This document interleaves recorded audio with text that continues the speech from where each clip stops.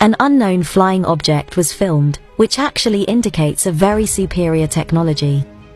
I do not think that it belongs to the planet Earth, and if that is the case, and that it is indeed an Earth technology, there are great planes that are manufactured secretly. We did not see it before. The UFO had which looks like separate parts of the fan blades and contains a red light separately that flashes constantly, and these blades constantly rotate around the unknown flying object.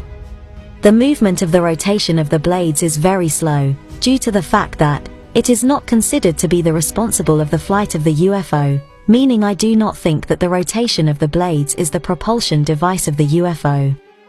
The witness says, "Entered I-270 south from Quince Orchard Road and immediately saw slow-moving, approximate 30 miles per hour, object which was so big I pulled over on narrow shoulder.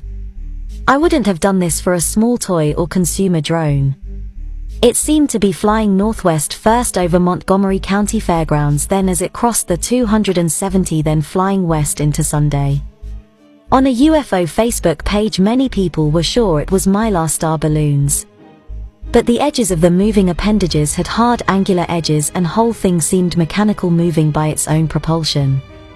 It was definitely spinning while the 4 to 6 appendages were moving up and down as if the whole thing was revolving around a Rubik's Cube-like axis. The red lights on bottom were much brighter than in video I shot, and I recalled they were alternately flashing or strobing as appendages moved up and down.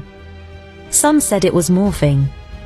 The exterior shell or hull seemed hard and rigid, and appeared both dark grey and red as it moved. The lights seemed encased in the shell of